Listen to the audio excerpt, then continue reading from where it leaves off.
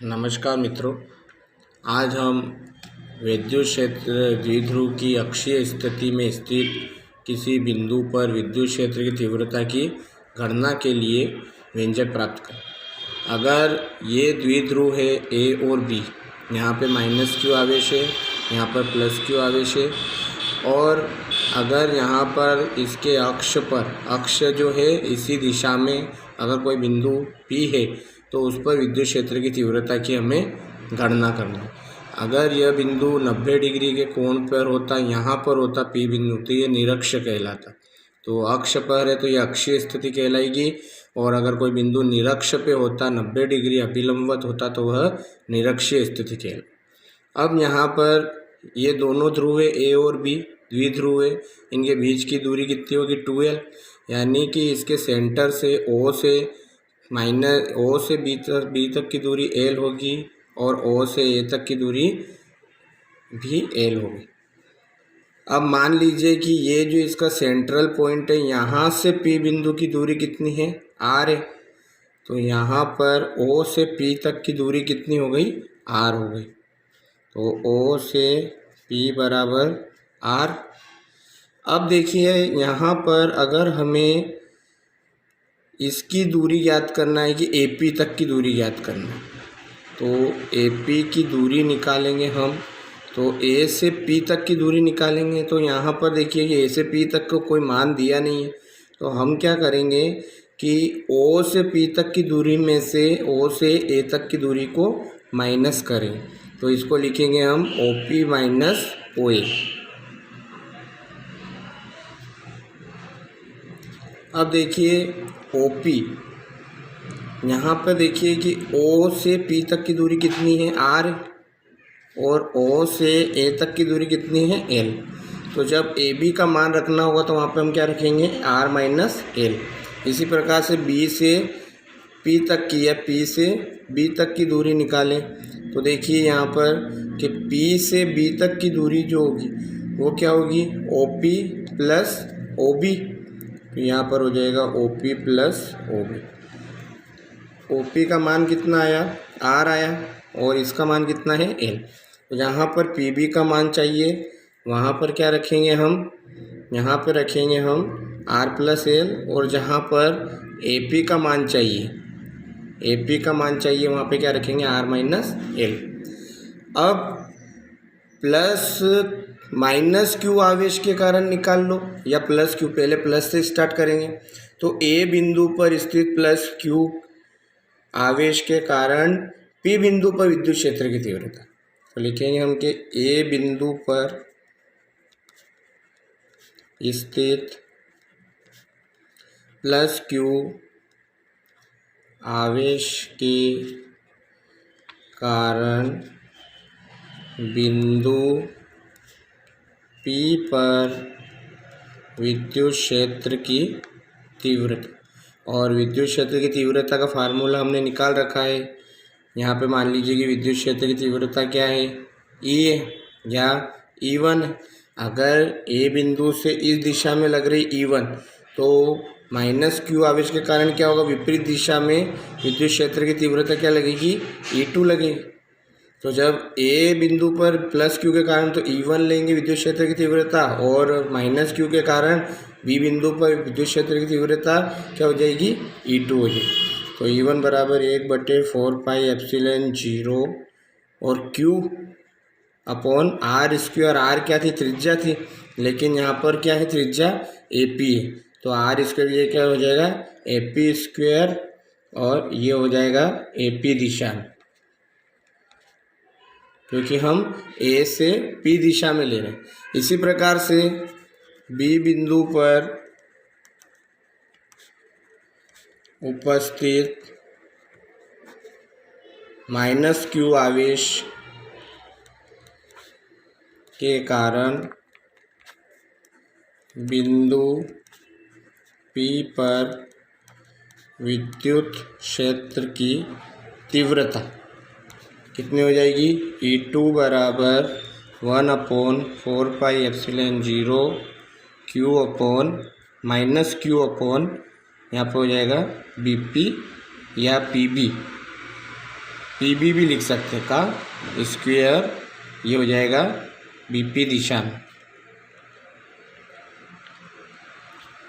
अब परिणामी तीव्रता निकालने के इन दोनों की तीव्रता जो है वो परिणामी तीव्रता कितनी होगी, यहाँ हो जाएगी परिणामी तीव्रता। परिणामी तीव्रता क्या होगी, E बराबर E1 प्लस E2। तो E1 प्लस E2, यहाँ पर E1 और E2 का मान रख देंगे तो ये हो जाएगा E बराबर 1/4πε0 Q upon AP square minus, है ना, प्लस माइनस Q अपॉन 1/4πε0 और PB स्क्वायर। अब ये जो प्लस है, इस प्लस से माइनस क्या हो जाएगा, माइनस हो जाएगा। तो अगली स्टेप आएगी E बराबर 1/4πε0। अब यहाँ देखिए 1/4πε0 और 1/4πε0 और Q दोनों क्या है, कॉमन है, तो हम इसको कॉमन निकाल लेते हैं। अब यहाँ पे क्या बचा, 1/AP square minus 1/BP square. अब यहाँ देखिए AP स्क्वायर का मान है हमारे पास और BP स्क्वायर का मान भी है हमारे पास, ये रहा। AP का मान है R माइनस L और BP का मान हमने निकाल रखा है R प्लस L। तो यहाँ पर मान रख देंगे तो हो जाएगा E बराबर 1/4πε0 Q 1/R माइनस L का स्क्वायर 1/R प्लस L का स्क्वायर। अब अगली स्टेप में 1/4πε0 Q ऐसा का ऐसा। अब यहाँ देखिए हम LCM लेते हैं, तो LCM कैसे लेंगे, नीचे का नीचे मल्टीप्लाई, इसका क्रॉस मल्टीप्लाई, नीचे की संख्या का पद का नीचे मल्टीप्लाई, तो R प्लस L का स्क्वायर और R माइनस L का स्क्वायर, फिर इसका इधर मल्टीप्लाई होगा, हो जाएगा R प्लस L का square minus R minus L का स्क्वायर, इसका इधर में।